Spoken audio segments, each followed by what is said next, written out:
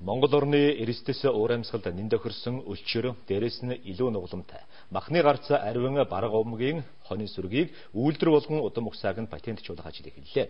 Ингэснээр бараг хонины цэвэр үйлдвэр угсааг хадгалж үлдэх. Мөн олон аймагт суманд өсгөн үржүүлснээр Монгол мал болон махны экспортод ихээхэн ач холбогдолтой гэж үзэж байна. Одоо бараг хонины гол цөм сүрэг Дорнод аймгийн Хөлбөмбөр сумд байгаа. Хамгийн сүүлд хийсэн толгойр энэ сум 16 мянган бараг омгийн хонтой гэсэн дүн мэдээ гарчээ. Энэ бол тоо толгойн эрс буурсан үзүүлэлт.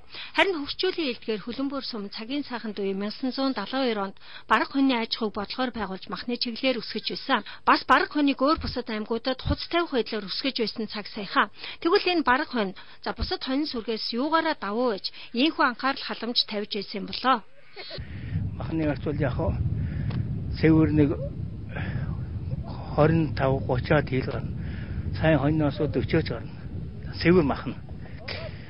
За яг энэ аж ахуйг анх байгуулахаас нь эхлээд хувьчлагыг нь хүртэл сайн муу ажлыг нь хийж, бараг хонь бол Монгол орны байгаль цаг уурын онцлогт хамгийн сайн тохирсон гэдгийг цаг хугацааны шалгуураар нотлогдсон гэж үзэж байна.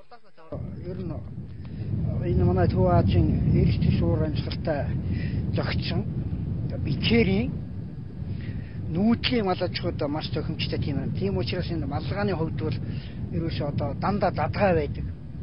Хашаа хороо нүмер шүүдрэх онцгийн одоо шаардлагагүй шүү. Харин 1990-ад онд сүүлийн эдэн толгойг нь хувьчил суурин байсан аж ахуйн барилга байгууламжийг балгаж сулгаж орхисон. Иймд Хөлбөмбөр сумынхан бараг хоньоо Монголын хөдөө аж ахуйн түүхэнд байсан гэдэг яриа төдий эсвэл одоо байгаа хөшөө хоёртой л үлдээхгүй тул нэгэн шинэ ажлыг шийдвэр гаргах нөлөө бүхий төшмөдүүдтэй хамтран эхлүүлээд байна. Үйлдвэр болох талаас нь бид бас асуудал дэвшүүлээд хүн хөдөө аж ахуйн хөнгөн үйлдвэрийн яам энэ асуудлыг авч үзээд одоо ажлын хэсэг өнгөрсөн оны 11 сард ирээд явсан. Дахиад одоо энэ жилийн 5 дугаар сарын дундуур ирж энэ асуудлыг бас үзэж хараад тэгээд ер нь үйлдвэр болох асуудал шийдэгдэх талтай байгаа. Энэ ажлын хүрээнд бараг хоньны генийг тодорхойлох цэсний шинжилгээг Москва хотны лабораторид дэлгээгдэнэ. Шинжилгээний хариу энэ 5 сарда багтаа ирчихнэ. Одоо омог гэж яваа бараг хоньыг бүр тусгаалсан үйлдвэр болгочвол энэ нутгийнханд иргээд ямар ач тустай вэ? Бараг омгийн хоньыг жишээлх юм бол үйлдвэр болгоод патентжуулаад энэний одоо жинхэнэ одоо генийг нь хадгалаад эннээсээ одоо баруун чиглэлтэй гаргаж одоо махны гарцыг нэмэгдүүлэх энэ ажлыг хамгийн түрүүнд хийх ёстой. Тэгэхгүй бол энэ бол одоо хэн нэгэн дураараа энэ тэндээ байж өсгдөг, үржүүлдэг ингээд янз бүрийн малтай эргэлзжүүлдэг, шин чанарыг алдагдуулдаг энэ юмнаас хамгаалах явдал бол энэ үйлдвэр болгож баталгаажуулахын нэг онцлог байгаа юм. Өөрөөр хэлбэл бараг хоньны үйлдвэр угсааг эзэмшигч нь Дорнод аймгийнхан болж арилжаанаас олох ашиг орлого нь ч гэсэн энэ нутаг орондоо шингэнэ гэсэн үг.